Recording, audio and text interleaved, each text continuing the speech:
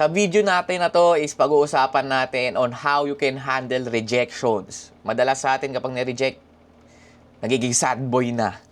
So I'm Jones and I help men conquer the fear of rejection by mastering confidence. And sa video na to, pag-uusapan natin on how to handle rejection to strengthen your resiliency.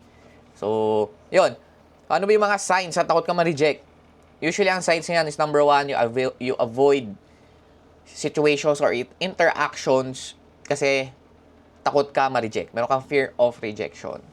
So with that one, wala, hindi ka na nakikipag-connect, hindi ka na nangangahas kumausap ng tao kasi sa utak mo pa lang nire-reject mo na yung sarili mo. Number two, negative self-talk. So kapag nag-start ka na mag-overthink, usually magkakaroon ka na ng negative self-talk na, sino ba ako? Hindi naman ako pogi. Yung mga ganon. And that will affect your confidence. Kasi ikaw pa lang hindi na naniniwala sa sarili mo. How people can trust you kung if you cannot trust yourself, if you're not confident enough to go talk to people with positive thinking. Kasi kung negative ka, people will repel negative.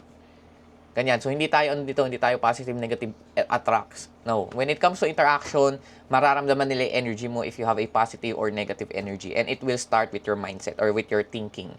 And number 3 sign is, madalas feeling defeated ka. Or usually feeling sad boy ka na wala naman nakakagusto sa akin. Yung ganyan. Kasi you never tried. Nag-try ka isang beses lang. And hindi pa naging maganda yung interaction kasi in anxiety ka or with low confidence ka, with negative energy yung dala mo. Alright? So, ano yung mga negative impacts nito if you continue to have fear of rejection, negative self-talk, and also na sad boy ka? Number 1 is, you'll miss opportunities for growth.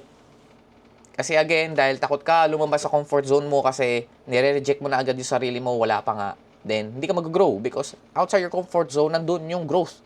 Doon ka matututo. So you keep on doing things that outside your comfort zone in order for you to learn things. Kasi sa comfort zone mo, andun lang yun eh. Wala nang improvement doon. As a man, you need to go outside your comfort zone in order for you to conquer things, to learn things, to gain knowledge. Walang natatalo when moving outside your comfort zone. It's always learnings. Number 2 is you may struggle to move on from setbacks. So, if ever na nagkaroon ka ng problem, mahirapan ka mag-move on. Kasi you keep on thinking, negative impacts dito, negative thinking. Lagi mo sinasabi na, dapat di ko na lang ginawa, ganyan. You see setbacks as something na losing. But if you reframe it, setbacks or losing is a means in order for you to improve. Sign yun na, kailangan ko pa mag-improve kasi hindi naging maganda yung naging resulta. So with that one, you can have feedback. Ano ba yung mga pwede kong i-improve? Ganyan. Hindi ibig sabihin na kapag natalo ka or na-reject ka, is wala na, yun na yun. Yun ka na. You can always step up and improve yourself. Number 3 is lack of confidence. Kasi again, having yourself stay on the comfort zone, hindi ka magiging proud sa sarili mo because you did not conquer things. Wala kang na-achieve na something na ikaka-proud mo. So, di ba kapag magiging proud ka lang sa isang bagay kapag pinaghirapan mo, and dun sa loob ng comfort zone mo, wala kang pinaghihirapan dyan kasi nasa comfort zone ka lang. Lahat ng hirap na mararamdaman mo is outside your comfort zone. And kapag na-conquer mo yon, kapag na-win mo yon, kapag na-improve mo yung sarili mo outside your comfort zone, then doon lalabas yung true confidence na tinatawag. So now, I want you to know the importance of handling rejections ng positively.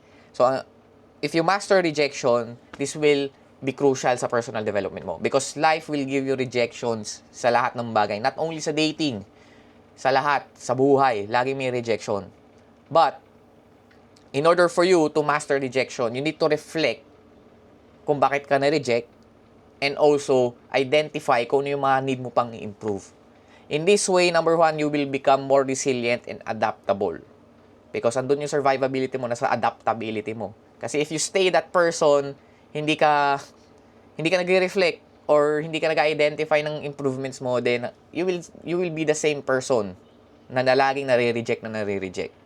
So if ayaw mo na ma-reject, you want to reflect kung bakit ka na-reject and identify one improvement na pwede mong gawin.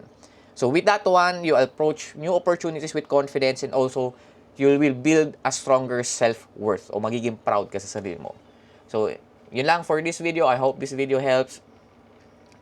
And sana maging open kayo for rejection, kasi I eat rejection sa almusal. Ano ba yun? Mas madalas pa ako mag-almusal ng rejection kaysa... Mas madalas pa ako ma-reject kaysa mag-almusal. Yun pala yun. Yun lang. Let's go.